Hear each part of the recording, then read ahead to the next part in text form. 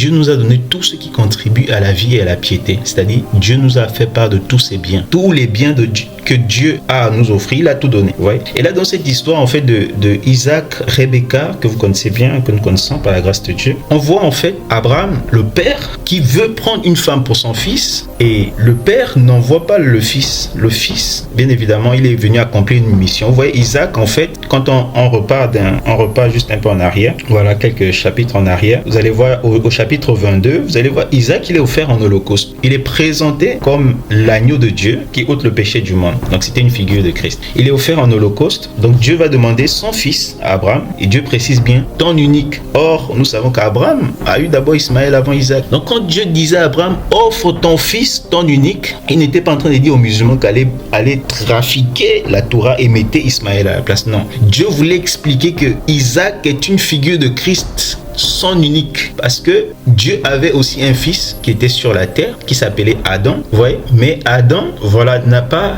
demeuré dans les voies du Seigneur. Comme Dieu a dit, tu es poussière, tu retourneras à la poussière. C'est-à-dire que tu as été fait de chair, tu es charnel, voilà, tu repars à la chair, à la terre. Mais celui qui était le fils de Dieu selon l'esprit, c'est Christ. Donc le véritable fils de Dieu, l'unique fils du Seigneur, l'unique fils du Père, c'est Christ. Et on voit Isaac ici, dans le chapitre 22, il est offert en sacrifice. Dieu dit, donc offre-moi ton fils, ton unique, sur l'autel. Et Isaac va être offert par Abraham sur l'autel. Abraham leva la main pour pouvoir immoler son fils. Et quand il voulut le faire, le Seigneur, l'ange du Seigneur l'est apparu. Et le Seigneur a dit, c'est là qu'il reconnaît maintenant que Abraham le craint. Abraham a craint Dieu. Dieu, il lit dans les cœurs, il lit dans les pensées. Il savait qu'Abraham le craignait. Mais il voulait voir la manifestation de la crainte d'Abraham pour Dieu dans l'épreuve. Pratique comme ça. C'est dans l'épreuve que Dieu veut voir si tu le crains, mon frère, ma soeur. C'est bien de dire, alléluia, j'ai craint Dieu, j'ai l'amour de Dieu, c'est bien. Mais dans l'épreuve, offre ton Isaac. Isaac là, c'est pas comme on dit dans les assemblées, que il faut offrir tout l'argent qui peut te faire mal au cœur. Non, c'est pas ça, frère. Offrir ton Isaac, offrir Isaac ici. Isaac, c'est le fils, c'est la vie. Dieu veut la vie, le fruit de l'esprit. C'est ce que Dieu veut, frère. Dieu veut que tu l'offres des cantiques. Dieu veut que tu l'offres ton corps. Dieu veut que tu l'offres ton corps sanctifié. C'est ça que Dieu veut. Bon, fermons cette parenthèse-là. Mais regardons notre frère Isaac ici. Il a été mis sur l'autel, mais l'auteur aux Hébreux nous explique que Abraham a recouvert Isaac comme par une sorte de résurrection. Donc, en fait, cet épisode était une image de la mort et de la résurrection. Et comme c'était une image de la mort et de la résurrection, c'était une préfiguration de Christ. Et c'était une préfiguration de la venue de Christ, de sa première venue, pour sauver les hommes du péché. Mais quand on avance, voilà, je laisse le chapitre 23, on va au chapitre 24, on voit là maintenant, en fait, que après la mort et la résurrection d'Isaac, il y a une nouvelle scène qui rentre en jeu. Et Dieu veut encore révéler à son peuple, voilà, dans l'ombre, les desseins sont desseins éternels. Et là, il appelle Abraham le père, il appelle l'intendant le plus ancien de la maison, le gestionnaire de tous les biens de Dieu. Et il dit, il faut que tu ailles prendre une femme pour Isaac, mon fils. Garde-toi de l'y amener, il faut le laisser. Il reste là-bas, assis à la droite de Dieu. Il est monté. Quand il est monté, c'est maintenant que toi tu descends. Tu dois descendre pour récupérer la femme. Vous voyez? Donc, l'intendant le plus ancien, qui est une figure de l'esprit, une figure du Saint-Esprit, qui a été mandaté du Père, mandaté de Dieu, d'aller prendre l'épouse du Seigneur. Ça, c'est la mission de l'esprit. Christ, il est monté. Quand Christ est monté, il n'a pas vu l'église régénérée. Il n'a pas vu l'église naître, Jésus. Ouais, il n'a pas vu l'église. C'est-à-dire que le mariage dans le Seigneur, c'est que Isaac a fait avec Rebecca. Il n'a pas vu sa femme. On le présente une femme directement. Et puis, comme avec Adam, mais c'est pas l'objet du message. Et puis après, il identifie os de mes os, chair de ma chair. Vous voyez? Donc, Christ ici, il est monté, il est allé au ciel. L'église n'était pas encore régénérée. L'église n'était pas encore née d'en haut, dans sa plénitude. L'église n'était pas remplie de l'esprit. Vous voyez? Et le Père va envoyer l'esprit pour pouvoir récupérer l'épouse et pour amener l'épouse vers l'époux. Mais ce qu'Abraham va faire, c'est un acte prophétique. Il va dire à l'intendant le plus ancien, ok, tu vas chercher la femme de mon fils, n'amène pas mon fils. Mais ce que tu vas amener, c'est quoi? Tu prends tous les biens. Ah, c'est merveilleux. Donc, tous les biens de la maison d'Abraham, tous les biens. Il a vidé tous les biens de la maison d'Abraham. Il a mis ça, Abraham a mis ça entre les mains de l'intendant le plus ancien. Et il dit, va chercher une femme à mon fils. Ça veut dire quoi? Ça veut dire que en allant là-bas, tu auras besoin, tous les biens là, tu auras besoin de ça pour pouvoir la captiver, pour pouvoir la ramener justement dans la maison. Tu as besoin de ça. Tu as besoin de ça et de l'aide du Père. C'est-à-dire que le Père va l'attirer à toi. Mais tu as besoin de tous ces biens-là. Vous voyez, je nous épargne en fait cet épisode où il allait et puis il a commencé à donner les prémices. Ouais, les prémices des biens. Il a donné les prémices des biens à Rebecca. Il a commencé à la parer. Vous voyez? Et c'est ça que l'Esprit fait. Dieu a tout donné. Mais c'est en l'Esprit. Tout ce dont nous avons besoin, c'est l'Esprit de Dieu. Dieu a pris tous les fruits de Dieu, tous les fruits du ciel.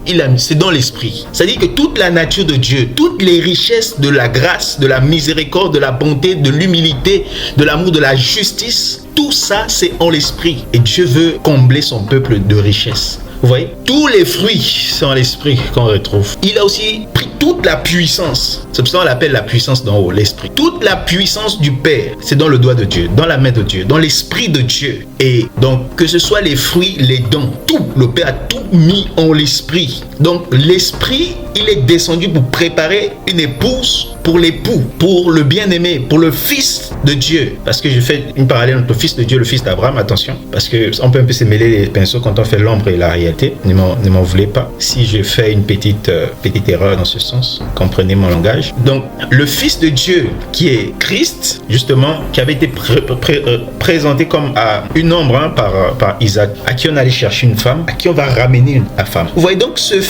le serviteur le plus ancien, il arrive et il va prendre une femme à Isaac. Je ne nous épargne des détails, je ne sais pas l'objet du message par rapport au mariage et autres. Je voulais juste présenter cet aspect que tous les biens dont Rebecca avait besoin pour pouvoir en fait, voilà, depuis la maison de son père, jusque dans le chemin pour revenir, aller rencontrer Isaac, son époux. Tout ce dont elle avait besoin, c'était dans les mains de l'intendant le plus ancien. Vous voyez? Donc, frères et sœurs bien-aimés, nous avons besoin de l'esprit. Tout ce dont nous avons besoin, c'est de l'esprit. Nous avons besoin d'accomplir une œuvre pour le Seigneur, c'est par l'esprit. Nous avons besoin, voilà, d'être comblés par le Seigneur. Nous avons besoin d'être comblés de son esprit. Nous avons besoin de la paix. La paix, c'est le fruit de l'esprit. Nous avons besoin de la joie. La joie, c'est le fruit de l'esprit. Tu as besoin de manifester la puissance. La puissance, c'est l'esprit. L'esprit est celui qui est venu prendre l'épouse de l'agneau pour la prêter, pour la préparer et pour la ramener sur le chemin. Voilà, pour la parer, pour la voiler. Parce que l'épouse doit être voilée. Vous avez vu Rebecca, quand elle venait sur le chemin, elle était voilée. Aujourd'hui, des gens qui ont des problèmes avec le voile.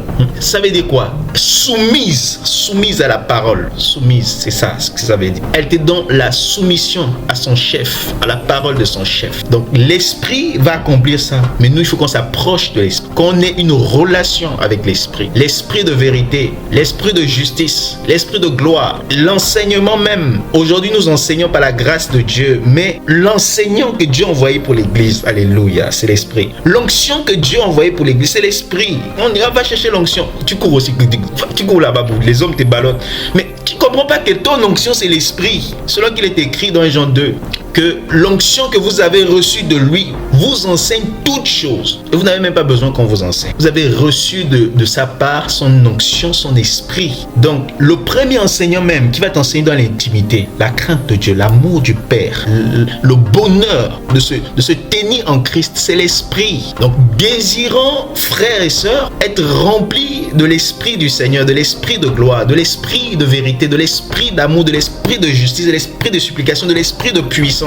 Tout ce dont nous avons besoin, c'est l'esprit. C'est l'esprit qui nous fait conduire dans la vérité. C'est l'esprit de Dieu qui nous donne d'être en communion avec le Père. C'est l'esprit qui détermine si nous appartenons à Dieu ou pas. Parce que celui qui n'a pas en lui l'esprit de Christ, il ne lui appartient pas. C'est l'esprit qui te greffe au corps de Christ. C'est l'esprit, frère. Comment n'allons-nous pas aimer l'esprit? Et l'Écriture nous dit, n'attristez pas le Saint-Esprit de Dieu par lequel vous avez été scellés pour le jour de la rédemption. Donc c'est l'esprit qui garantit le jour de la rédemption de ton corps. Quand tu verras l'époux, ton époux, c'est l'esprit qui va t'amener à la rencontre de l'époux. C'est l'intendant le plus ancien qui a mené Rebecca à la rencontre d'Isaac. Vous voyez? Et c'est l'esprit qui te fera décoller de la terre pour monter dans les airs à la rencontre du Seigneur. C'est l'esprit. Tout ce dont nous avons besoin, c'est l'esprit. Approchons-nous du Seigneur, désirons ardemment être remplis du Saint-Esprit, à toujours et à perpétuité. C'est la volonté du Père, la volonté du Seigneur que nous soyons remplis de l'Esprit. Il a dit c'est avantageux. Attends, attends, Jésus, tu es là pour nous, tu es là avec nous physiquement, tu nous dis c'est avantageux que tu partes. Parce que si tu n'es pas à part, l'esprit ne vient pas. Donc,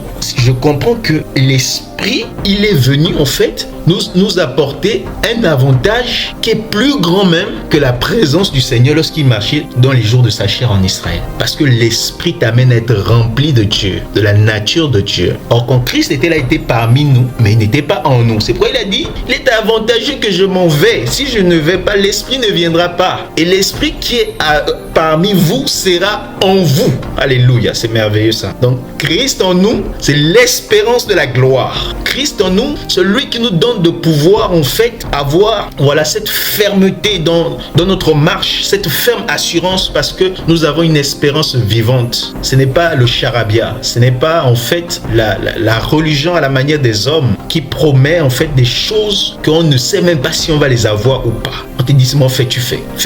On ne pose pas trop de questions. Sinon, non frère, l'évangile de Dieu, c'est la vie. Parce qu'il vit, nous vivons aussi et nous vivrons à toujours et à perpétuité. Donc notre vie dépend de celui qui est vivant, du vivant. Parce qu'il était mort et il est vivant au siècle des siècles des siècles. Détient les clés de la mort, les clés du séjour des morts, notre bien-aimé. Tout ce dont nous avons besoin, c'est l'esprit. Personne ne nous trompe, personne ne nous séduise. C'est l'esprit qui va t'ouvrir l'intelligence pour que tu comprennes les Écritures. C'est l'esprit. C'est l'esprit qui va te donner des cantiques, des chants nouveaux, des dons spirituels. C'est l'esprit qui va te donner de manifester le fruit de l'esprit. Les dons de l'esprit. Ouais. L'Église a besoin simplement de l'esprit. Les apôtres, au jour de leur chair, le Seigneur a dit, allez, faites de toutes les nations des disciples. Ils n'ont pas couru parce que Jésus a dit, attendez jusqu'à ce que vous soyez revêtus de la puissance d'en haut. Attendez la promesse. Père, attendez. Tout ce dont vous avez besoin avant d'aller, c'est l'esprit. Et quand l'esprit est descendu le jour de la Pentecôte, oh, c'était merveilleux, c'était magnifique. C'était la gloire. Il y avait le feu, frère. Le feu de l'esprit. Et l'Église a besoin de l'esprit. On désire vivre ce qui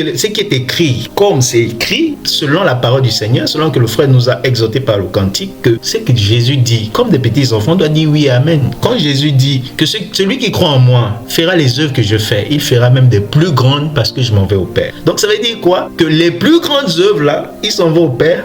L'esprit, frère. La descente de l'esprit te fera faire même des choses que Jésus n'a pas faites. C'est merveilleux ça. C'est terrible. C'est des promesses terribles que les incrédules ne croient pas. Mais nous qui avons la foi comme des petits enfants, disons seulement amen, amen Seigneur. Mais tout ce dont nous avons besoin, c'est l'esprit pour vivre ces choses magnifiques. Tous les dons que nous avons vu le Seigneur manifester, c'était par l'esprit. Parce que Jésus est venu nous montrer le modèle de fils. Il est venu nous montrer le modèle d'intelligence, le modèle de fils qui est agréable à Dieu, le modèle d'obéissance. Et donc, les dons que nous l'avons vu manifester, les dons de parole, de connaissance, les dons des miracles, tous les dons que Jésus a manifestés, les dons de la foi, le don de pouvoir lire même les pensées des cœurs. Vous pensez que c'est réservé seulement à Dieu? Non, Dieu donne cette capacité aussi. En fait, c'est l'esprit. Cette capacité, c'est l'esprit. Et c'est plus que l'esprit habite en toi, l'esprit peut t'ouvrir les yeux, les oreilles spirituelles et manifester toutes sortes de dons. Parce que le don, c'est la manifestation de la nature de Dieu même. Vous voyez? Donc, accomplir des choses plus grandes que celles que Jésus a accomplies par l'esprit. Ah, Seigneur merveilleux. Le Seigneur est bon. Il a dit, il était sur la terre, il a fait des actions. Beaucoup des œuvres terribles. Mais il dit que ce que vous faites, ce que vous m'avez vu faire là, c'est rien. Quand l'esprit viendra, si vous croyez en moi, vous ferez des plus grandes. Oh, l'esprit, c'est merveilleux. L'esprit du Seigneur, l'esprit de force, l'esprit de connaissance et de crainte de Yahweh, l'esprit de sagesse et d'intelligence, l'esprit de conseil et de puissance, l'esprit de Dieu. Nous avons besoin. Les apôtres, ils ont compris qu'ils ont besoin. Ils sont restés là, dans la chambre haute, pour prier. 10 jours successivement, ils étaient là. Et par la grâce de Dieu, le 10e jour, quelque chose s'est passé. Le ciel, oh, c'était merveilleux. Ils ont entendu comme un bruit, comme un grand bruit. C'était terrible. La présence de l'esprit. Le bruit annonçait la présence du feu. Et c'était pas seulement un bruit spirituel, c'était un bruit physique. Ils ont tous senti, c'était terrible. C'est comme l'Écriture nous dit qu'à un moment, voilà, après le jour de la Pentecôte, ils ont commencé à prêcher et tout ça. Et à un moment, ils ont prié, Seigneur, étends ta main, qu'il se fasse des miracles. Père, au nom de Jésus. Oh, c'est merveilleux. L'Écriture dit que la terre a tremblé. C'était physique, frère. Ça tremble. tremblé là où ils étaient. Ils ont été revêtus et remplis de crainte de Dieu. Mais ce qui est important, c'est que l'Écriture nous précise qu'ils ont été encore remplis de l'Esprit. Et pourtant, ils l'avaient été autrefois, au jour de la Pentecôte. Mais l'Écriture précise, je pense que c'est dans Acte 4, qu'ils ont encore été remplis de l'Esprit. Donc, on doit être rempli continuellement, toujours nous approcher, avoir cette communion avec le Père au moyen de son Esprit. Et c'est ainsi que nous accomplirons tout ce qui est agréable au Seigneur, tout ce qui est agréable à Dieu. C'est ainsi, passé par l'Esprit, qu'on sera préparé pour l'avènement du Seigneur. C'est lui qui nous conduira. C'est lui qui connaît le chemin. Toi, tu ne connais pas le chemin. C'est lui qui connaît le chemin. Rebecca ne connaissait pas le chemin, mais elle faisait confiance à l'Esprit. Conduis-moi. Oh, on passe par là. Oui, on passe par là. Oh, elle ne disait pas que non, ici, là. Non, frère. Elle ne disait pas ça, que le chemin est trop rocailleux. Le chemin, là, c'est compliqué. Non, frère. Dans tous les endroits où l'Esprit te conduit, il faut y aller. Dans tous les endroits. Même si c'est un lieu désert. Même si tu ne comprends pas. Tu dis que, c'est l'Esprit qui me conduit ici. Dans le travail. Dans le lieu de travail, là. C'est l'Esprit qui te conduit. Il faut y aller, frère. Il faut y aller. Donc, que la grâce du Seigneur soit avec nous. Obéissons au Seigneur. Soyons soumis à son Esprit. N'attristons pas l'Esprit. Soumettons-nous à l'Esprit. Écoutons l'Esprit. Comme les apôtres ont été à l'écoute de l'Esprit. On entend seulement, ainsi dit le Saint-Esprit. Comme vous lisez Actes des Apôtres, vous voyez, l'Esprit me dit. Ouais, c'était fréquent, frère. Mais aujourd'hui, c'est compliqué. On entend beaucoup plus là que, non, les gens ont beaucoup plus peur des démons. C'est les démons qui ont parlé.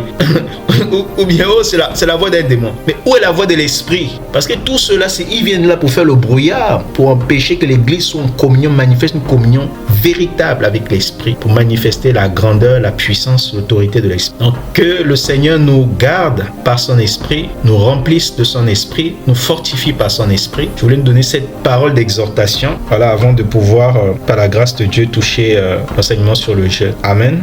Amen.